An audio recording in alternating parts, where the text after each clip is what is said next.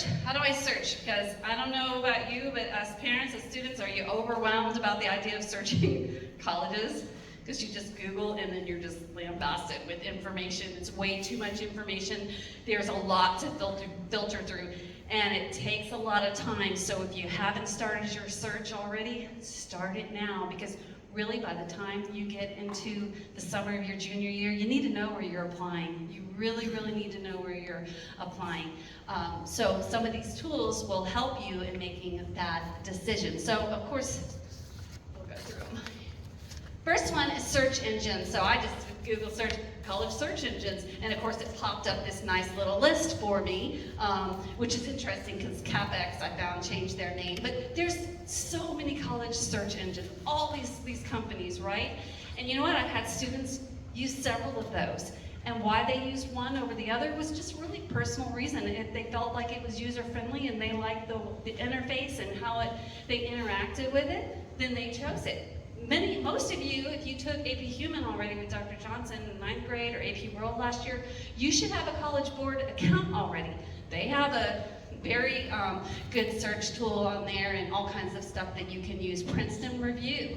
Now, down here, and so let's say you do a search or you hear about a school and you're like, oh, I want to know more. Your very first stop should be their website, right? Those websites are just immense. They're enormous. There's so much information. If you really are enamored with a school, you need to know their website, front and back. Because if you think, I'm going to, I want to go to Yale. I really, really want to go to Yale. And you need to be able to express later on why you want to go there. Where do you get that information? You get that information from their website, their programs, the things that are going on, the research that's happening, different things like that. So get to know those websites. And we'll talk a little bit too here in a sec about some other things you can find on the website. And then of course, the last thing over here is social media. Now, it's social media, so you know you have to be discerning.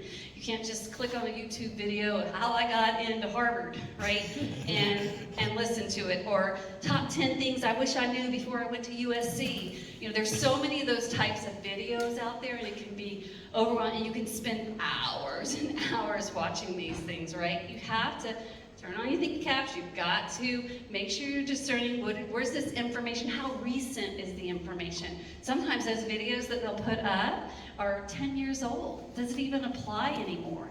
So, but quick, whatever social media that you like, all those quick videos, I mean, look at that kind of stuff. If you're really narrowing it down to schools, then look, let's see what the student body is saying and doing, the good and the bad, because, you know, colleges, especially selected colleges, they're in the news all the time because of stupid stuff, right? Things that are going on right now politically and things like that. So, you know, stay tuned in that, but use that to, you know, be discerning. And don't say that just because these people have this experience or this thing happened, then that paints that whole school positive or negative for you. You just have to kind of take in as much information as you can and really just, you know, filter through it all and figure out, you know, hey, am I liking what I'm seeing? Do I want to know more? Do I want to reach out now to the faculty, to the staff there at those schools, the admissions teams, and find out more? All right. Any questions about search tools? All right. This, something that just kind of came to my attention this past year, and it's been pretty awesome, parents. It's called the Common Data Set. So let's say a kid says, hey, I really want to go to Amherst. You just Google Amherst Common Data Set, and if you do the current admission cycle, like well, last year's, which will be 23-24, it will be, each document's probably 30, 35, 40 pages long of, like, if you're a data person, you're a stats person, these are your best friend. They tell you so much, from the number of kids that applied, how many got accepted, do they wait list, how do they rank their wait list. They do, then they tell you about the students that were admitted, what their GPAs were, their test scores, their different activities, scholarships, financial aid information. And then at the very end, when half the terms you don't realize what it is, you don't know what it means, you just go to the end, and every single one will have 3 or 4 pages of definition. So super great tools if you really are wanting to get into the nitty-gritty of a school and see if that's really where you want to go. So this would be something that when you really narrow it down, obviously not something you're going to go to right away. You're going to go to that first slide where you have those search engines and they a little bit more general, but this is the specific stuff you can find through the common data set. College visits. This is really, I think, probably will have the biggest impact on you as a student is when you actually set foot on campus. So I was just talking to Ms. Carter here, and she would say, oh, he just totally loved the trip to Vanderbilt. And I'm not so much because I had been on a lot and I didn't feel it was as nice as some of the other ones, but you know what? Ms. Smith had a friend, she bought them all lunch, and the kids ended up having a really great time, and that is for them was a good experience. They got to feel what it was like to be in that cafeteria, to be a Vanderbilt student. So you can sign up for a campus tour on any of the school's websites, and you can even many of them will do department tours if you're interested in a certain college within the campus that you want to know more about. And then they also have lots of schools have college preview days on Saturdays where you can go and they'll have all their student organizations and clubs, a lot of their programs out, and usually it's around a sporting event and different things like that. So that is a really good way to see firsthand what so far you've only seen online or you've only heard about. And the top note there is do this after you have gone and done some research on the school. Because what happens on every single one of these tours is you end up hearing a lot of the same things from the students giving the tour. Like, we have small classes, and if they don't have a club that you like, you can start a club. And if you come armed with some questions that you maybe found through the common data set or that you saw on a video or something like that, now most likely the student won't be able to answer that, but the admissions officers that are there will be able to answer those questions for you. So it's always good, do some research first and then go so that your questions are meaningful, that you feel like that, okay, yeah, you say that, but is that really true? You're telling me you have like 16 kids in a class. How many kids are in your intro, English class, your comp class, or something like that? So, and then during the school day, if you're in the Spring Hill Scholars, during the school year, you get 2 days excused from your attendance. So if you decide as a family that you want to go on a visit and want to do one on a Monday or Friday, attach it to a long weekend, then you can totally do that. Just make sure your student comes and gets the form before you go. But yeah, plenty of opportunities there to go see those schools. Now, I had a student, and I kind of coined this the Goldilocks effect. One of my seniors, about 2 years ago, came in and said, where are you gonna go? What's the verdict? Because she had just been wobbling between these 3 schools, UTK, UT Southern, and UT Chattanooga. And she said, well, I'm going to UT Chattanooga. I said, okay, well, why? How did you come up with that?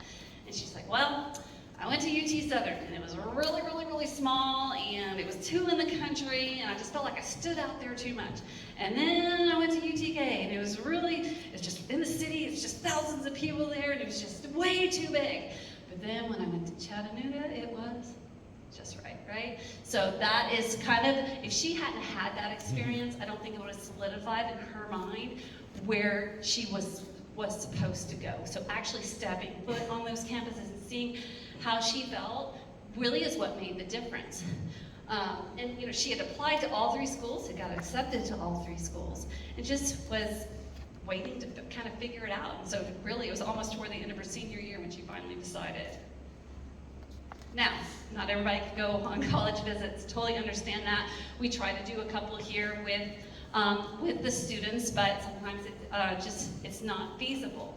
So one thing we want to talk to you about is fly-in programs. So a lot of these schools, especially in New England up north, these more selective schools, they know that we're in Tennessee and it's quite a drive, or you have to fly, or that you just can't get there. And so they offer fly-in programs because they want students to come in and experience the campus. So you would just, if you want to figure out if your school has a fly-in program, you would just say, okay, I'm going to Google Swarthmore fly-in. And I actually had a student this happened to. So she wasn't really sure about Swarthmore. She had gone through a certain application process and that kind of piqued her interest. And they told her about the fly-in program. They flew her up.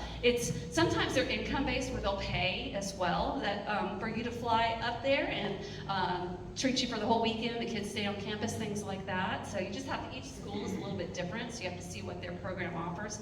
But when she got up there, because she had her heart set on the University of Pennsylvania. She wanted to go to UPenn. She was going to go to Wharton. I mean, that was her dream, economics kid.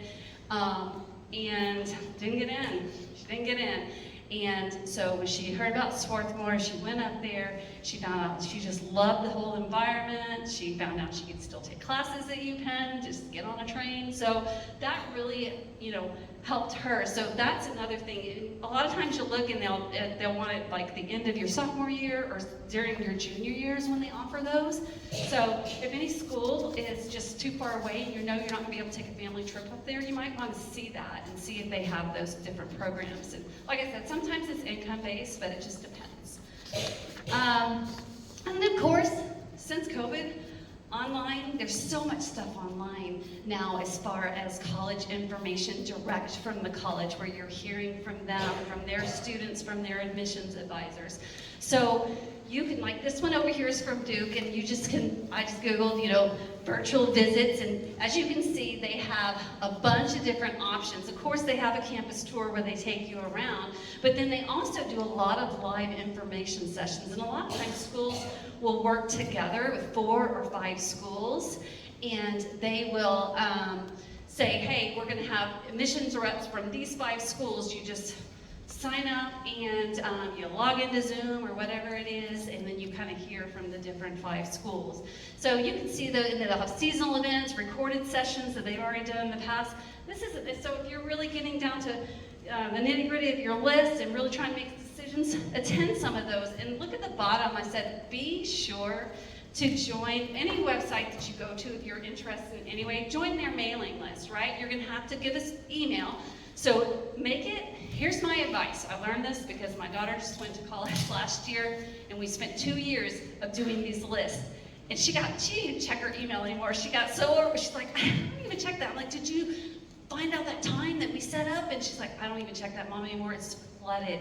Like, I can't filter through that and all my other emails. So I would recommend creating a new Gmail. Make sure it has a professional name because the schools are going to see that. But whatever your name is, just something like that where you just have that set aside for all your college stuff. You're going to use it on all your college applications, stuff like that. And then as you start whittling down your list, you can always unsubscribe from these schools that you don't want information from. But anyway, it's housed in one spot, and it's not interfering with your other personal email or your school email.